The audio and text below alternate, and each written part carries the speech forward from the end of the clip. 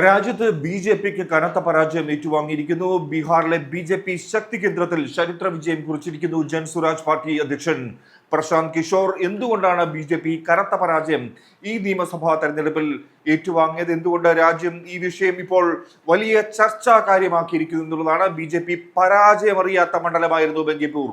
അതുകൊണ്ട് തന്നെയാണ് രാജ്യത്തെ ഇതിപ്പോൾ ചർച്ചാ വിഷയമായിരിക്കുന്നത്. നിതിൻ നബീൻ ഈ മണ്ഡലത്തിൽ ഒടുവിൽ നിയമസഭയിൽ എത്തുകയായിരുന്നു. രാജ്യസഭയിലേക്ക് അദ്ദേഹം തെരഞ്ഞെടുക്കപ്പെട്ടതോടെ സ്ഥാനമൊഴിഞ്ഞു.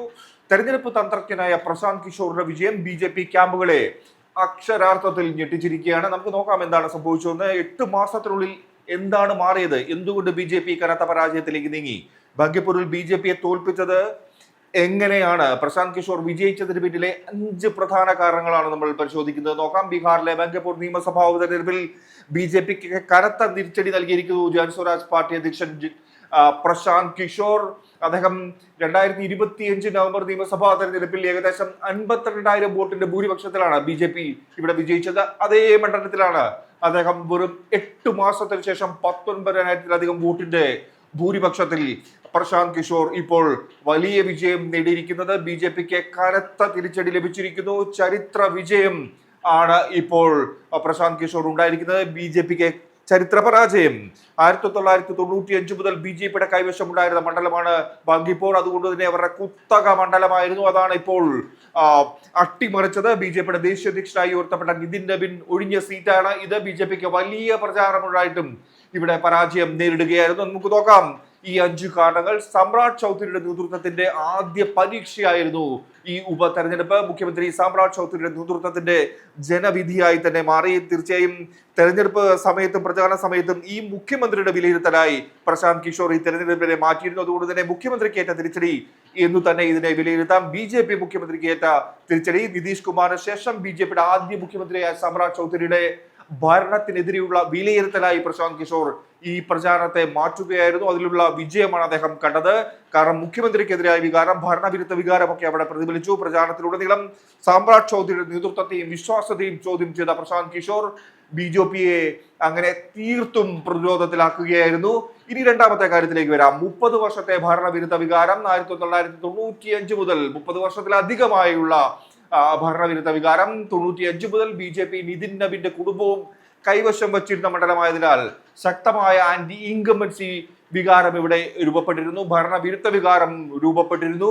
അതുപോലെ പ്രാദേശിക വികസനമില്ല, ജനങ്ങൾക്ക് വികസനമില്ല, പ്രദേശത്തിന് നാടിന് വികസനമില്ലാത്തത് വലിയ വിഷയമായിരുന്നു. ഈ പ്രശ്നമാണ് കൂടുതലായി പ്രശാന്ത് കിഷോർ ഉയർത്തിക്കാട്ടിയത്. ബി ജെ പി ഭരണത്തിൽ നാടിന് വികസനമില്ല, ജനങ്ങളുടെ അസംതൃപ്തി അതുകൊണ്ട് തന്നെ വർദ്ധിച്ചു. ബങ്കിപ്പൂരിൽ വേഗത്തിൽ വികസനം കൊണ്ടുവരുന്ന പ്രശാന്ത് കിഷോർ പ്രചാരണത്തിൽ ആവർത്തിച്ചു. അപ്പോൾ വികസനം പ്രധാന വിഷയമായി തന്നെ അവിടെ വന്നു. വികസനമില്ലായ്മ ബി ജെ പിക്ക് തിരിച്ചടിയായി. അത് രാജ്യത്തെ ചർച്ച ചെയ്ത വിഷയവുമായി. മൂന്നാമത്തെ കാര്യത്തിലേക്ക് പോയാൽ ആർ ജെ ഡിയുടെ മുസ്ലിം യാദവ് വോട്ട് ബാങ്കിൽ വിള്ളൽ. നമുക്കറിയാം ബി ജെ പിയെ സംബന്ധിച്ച് അല്ലെങ്കിൽ ബീഹാറിനെ സംബന്ധിച്ച് ജാതി സമവാക്യങ്ങളുടെ കളിയാണ് അവിടെ തെരഞ്ഞെടുപ്പുകളിൽ നടക്കുക. എന്തായാലും ഈ മുസ്ലിം യാദവ് വോട്ട് ബാങ്കിൽ വിള്ളൽ ഉണ്ടായത് ആർ ജെ ഡിയുടെ പരമ്പരാഗത മുസ്ലിം യാദവ് വോട്ടുകളിൽ ഒരു വിഭാഗം ബി ജെ പിയെ പരാജയപ്പെടുത്താൻ ഏറ്റവും സാധ്യതയുള്ള സ്ഥാനാർത്ഥിയായി പ്രശാന്ത് കിഷോറിനെ കണ്ടു എന്നാണ് നമുക്ക് മനസ്സിലാകുന്നത്. കാരണം അവർ ബി ജെ പിയിൽ നിന്ന് അകന്നിരിക്കുന്ന വലിയൊരു വിഭാഗം ബി ജെ പിയിൽ നിന്ന്, ഈ സമുദായത്തിൽ നിന്ന്, വിഭാഗത്തിൽ നിന്ന് അടർന്നു മാറി പ്രശാന്ത് കിഷോറിനൊപ്പം ചേരുകയായിരുന്നു. ഇതോടെ ആർ ജെ ഡി 3ാം സ്ഥാനത്തേക്ക് പിന്തള്ളപ്പെട്ടു എന്നുള്ളതാണ്. ആർ ജെ ഡി സ്ഥാനാർത്ഥിക്ക് ലഭിച്ചത് വെറും 14,000 വോട്ടുകൾ മാത്രമാണ്. ഇനി 4ാമത്തെ കാര്യത്തിലേക്ക് നമ്മൾ എത്തുകയാണ്. ബി ജെ പിയുടെ മേൽജാതി വോട്ടുകളിൽ ചോർച്ച ഉണ്ടായിട്ടുണ്ട് എന്നുള്ളതാണ്. ജാതി സമവാക്യങ്ങളിൽ മേൽജാതിയെ സംബന്ധിച്ച് ബി ജെ പി കൈവശം വെച്ചിരുന്ന വോട്ടുകളാണ്, ബി ജെ പിക്ക് അനുകൂലമായിരുന്ന വോട്ടുകളാണ്. ആ വോട്ടുകളിൽ ചോർച്ച ഉണ്ടായിരിക്കുന്നത്. പ്രത്യേകിച്ച് പരമ്പരാഗത ബ്രാഹ്മണ കായസ്ഥ വോട്ടുകളിൽ ഒരു വിഭാഗം പ്രശാന്ത് കിഷോറിലേക്ക് മാറി എന്നാണ് വിലയിരുത്തൽ. അപ്പോൾ ഭരണവിരുദ്ധ വികാരമുണ്ട്, വികസന പ്രശ്നങ്ങളുണ്ട്, ജാതി സമവാക്യങ്ങളുണ്ട്. ഇതൊക്കെ എതിരായി ബി ജെ പിക്ക് എന്നുള്ളതാണ് വിലയിരുത്തൽ ഇപ്പോൾ വരുന്നത്. പ്രശാന്ത് കിഷോർ ബ്രാഹ്മണ സമുദായത്തിൽ നിന്നുള്ള നേതാവായതും ജൻസുരാജിന്റെ മേൽ ജാതി വോട്ടുകൾ ആകർഷിക്കാൻ സഹായിച്ചു എന്നുള്ളതാണ് മറ്റൊരു വസ്തുത. അപ്പോൾ രാജ്യത്ത് വലിയ തിരിച്ചടി ബി ജെ പിക്ക് ലഭിച്ചതിന്റെ കാരണങ്ങളാണ്. ഇനിയും ബീഹാറിൽ ഈ നിയമസഭാ തെരഞ്ഞെടുപ്പിൽ ബി ജെ പി പരാജയപ്പെട്ടതിന്റെ 5ാമത്തെ കാര്യത്തിലേക്ക് നമ്മൾ കടക്കുകയാണ്. ശുദ്ധ രാഷ്ട്രീയം എന്ന സന്ദേശം, അതായത് ബി ജെ പിയുടെ അമിത ആത്മവിശ്വാസം, രാഷ്ട്രീയ പ്രവർത്തനത്തിന്റെ മൂല്യശോഷണം, ഇതൊക്കെയാണ് ബി ജെ പിക്ക് അവിടെ തിരിച്ചടിയായത്. അവർ പ്രശാന്ത് കിഷോർ ഉയർത്തിക്കൊണ്ടുവന്നത് അത് ശുദ്ധമായ ഒരു രാഷ്ട്രീയം എന്നുള്ളൊരു വികാരമായിരുന്നു, ഒരു ഭരണവിരുദ്ധ വികാരം. അല്ലെങ്കിൽ ഇത്രയും നാൾ 3 പതിറ്റാണ്ടിലധികം ബി ജെ പി ഭരിച്ച മണ്ഡലത്തിൽ അവരുടെ അമിത ആത്മവിശ്വാസം തകർന്നടിയുന്ന കാഴ്ചയാണ് ഈ തെരഞ്ഞെടുപ്പിൽ കാണാൻ കഴിയുന്നത്. അഴിമതി വിരുദ്ധ രാഷ്ട്രീയം എന്നിവ അദ്ദേഹം പ്രധാനമായും മുന്നോട്ട് വെച്ചിരുന്നു. അപ്പോൾ അഴിമതി വിരുദ്ധത അല്ലെങ്കിൽ വികസനമില്ലായ്മ, ജാതി സമവാക്യങ്ങൾ, ഇവയ്ക്കൊക്കെ ഏറ്റ തിരിച്ചടി എന്ന് നമുക്ക് അറിയാം. അതേസമയം ബാങ്കപ്പൂരിൽ ബി ജെ പി ടിക്കറ്റിൽ മത്സരിച്ചാൽ ആര് ജയിക്കും എന്ന തരത്തിലുള്ള ചില ബി ജെ പി നേതാക്കളുടെ പ്രസ്താവനകൾ ജനങ്ങളിൽ അമിത ആത്മവിശ്വാസത്തിന്റെയും അഹങ്കാരത്തിന്റെയും പ്രതീകമായി മാറി എന്നുള്ളതാണ്. ബി ജെ പിയുടെ ഒരു അഹങ്കാര മനോഭാവം തന്നെയാണ് അവിടെ തോറ്റത് എന്ന് പറയാം. ബി ജെ പി ടിക്കറ്റിൽ ആര് ജയിച്ചാലും, അവിടെ ആര് മത്സരിച്ചാലും അവിടെ ജയിക്കും, ബി ജെ പി ടിക്കറ്റിൽ ആര് മത്സരിച്ചാലും അവിടെ ജയിക്കും എന്നുള്ള ബി ജെ പിയുടെ നേതൃത്വത്തിന്റെ ഒരു അഹങ്കാരത്തിന് കിട്ടിയ തിരിച്ചടി എന്നും നമുക്ക് ഇതിനെ വിലയിരുത്താൻ കഴിയും. ഒപ്പം മറ്റു പ്രശ്നങ്ങളുണ്ട്. ഇപ്പോൾ രാജ്യം കണ്ടതാണ് നീറ്റ് പേപ്പർ ലീക്കിനെ തുടർന്നുള്ള വിദ്യാർത്ഥി പ്രതിഷേധങ്ങൾ ബീഹാറിലും ഉണ്ടായിരുന്നു. ഇത് ഭരണവിരുദ്ധ വികാരം ശക്തിപ്പെടുത്തി എന്നുള്ളതാണ്. ബി ജെ പി അതുപോലെ സി ജെ പി നേതൃത്വത്തിലുള്ള വിദ്യാർത്ഥികളെ, പ്രതിഷേധങ്ങളെ ഒക്കെ അടിച്ചമർത്താൻ നടത്തിയ ശ്രമങ്ങൾ യുവാക്കൾക്കിടയിൽ വലിയ ചർച്ചയായി എന്നുള്ളതാണ്. ഈ പ്രശ്നങ്ങൾക്ക് ശേഷമാണ് ബീഹാറിൽ തെരഞ്ഞെടുപ്പ് നടന്നത്. ഈ സി ജെ പി പ്രതിഷേധവും മറ്റും ഈ തെരഞ്ഞെടുപ്പിലും പ്രതിഫലിച്ചു എന്നുള്ളതാണ്. ബി ജെ പിക്ക് എതിരായ വോട്ടുകളായി മാറി. അതായത് യുവാക്കളുടെ വികാരം ബി ജെ പിക്കെതിരായി.